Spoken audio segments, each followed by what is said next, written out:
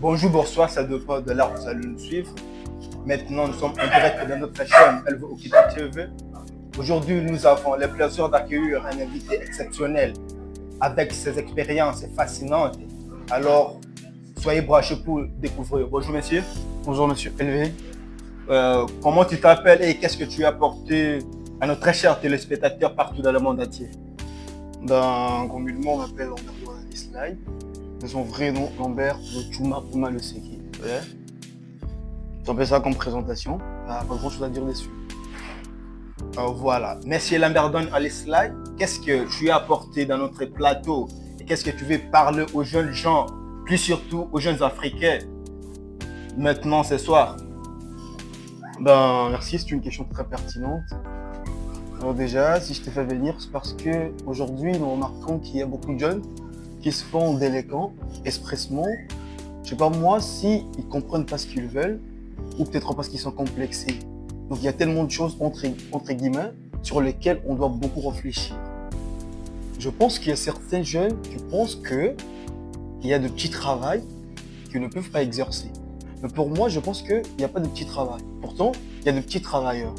Tu vois un peu. Parce que le travail, peu importe sa grandeur, comme dit souvent, si tu veux faire de grandes choses, fais de petites choses avec grandeur. Tu vois un peu? Oui, c'est ça. C'est-à-dire, il y a de petites choses bien sûr que l'on peut faire avec grandeur et rendre cela exceptionnel. Tu vois un peu? Oui. Si je donne l'exemple de ce que je fais personnellement, parmi mes différents business, je vends également les crédits. Dans la vente des crédits, il n'y a pas assez de bénéfices. Mais parce que je travaille avec grandeur dans ce petit business-là, je te dis que je me retrouve. Toi-même, tu connais, si j'ouvre le sac ici, mais tu ne vas pas y croire. Tu vois un peu? Oui. Alors, mon interpellation est directe pour interpeller la conscience des jeunes. On parle de jeunes quinois, particulièrement, des jeunes congolais, pourquoi pas des jeunes africains, d'une manière générale. Tu vois un peu, parce qu'il y a beaucoup de gens qui ne veulent plus travailler aujourd'hui, parce qu'entre guillemets, ils ont des copines, ils ont des membres de famille, ils ont des gens à impressionner, et que par hasard, si quelqu'un est là en train de vendre de l'eau sur la route, il peut croiser sa petite amie, il peut croiser une certaine connaissance, et avec l'idée de vouloir impressionner le monde, il y a des gens qui se complexent pour ne pas travailler aujourd'hui. Faute de quoi, il manque même de quoi acheter du pain. Tu vois un peu, entre quelqu'un qui travaille, peu importe le travail qu'il fait, et qui gagne 1000 francs pour se rendre indépendant. Et quelqu'un qui ne travaille pas parce qu'il est complexé, il voit que vendre de l'eau par exemple, c'est pas vraiment important ou c'est pas de son niveau. Qui manque même de quoi manger, entre le deux qui est le plus important. Oui, c'est lui qui débrève son petit business. Alors, donc moi personnellement ici, j'aimerais interpeller la conscience de tout jeune, quinois surtout, parce que ce complexe est d'une majorité chez les quinois. Ouais. La majorité des quinois sont complexés, ils ne veulent pas travailler. Aujourd'hui, il y a par exemple le travail qui est tellement courant pour le jeune garçon aujourd'hui, le taxi-moto. Ouais.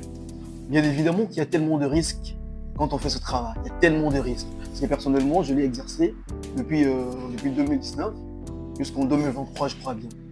Un peu. Donc j'ai de l'expérience. Il y a des gens qui travaillent avec malhonnêteté. Il y a des gens qui travaillent sans objectif. Et il y a des gens qui travaillent également avec objectif.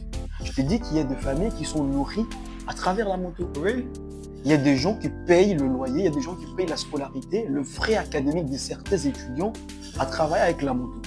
Effectivement. Entre ceux-là qui travaillent, peu importe ce qu'ils font, parce qu'il y a beaucoup de gens qui pensent que, toi par exemple, tu veux dire, moi j'ai étudié, je suis gradué, je suis licencié, et même si je n'ai pas un travail au bureau par exemple, je ne peux pas travailler avec la moto. Entre travailler avec la moto et chômer à la maison, qu'est-ce qui est plus important?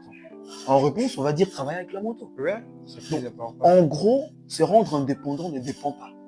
Peu importe ce qu'on fait, à partir du moment où on peut gagner sa propre vie, gagner son pain quotidien avec sa propre poche, c'est déjà un travail.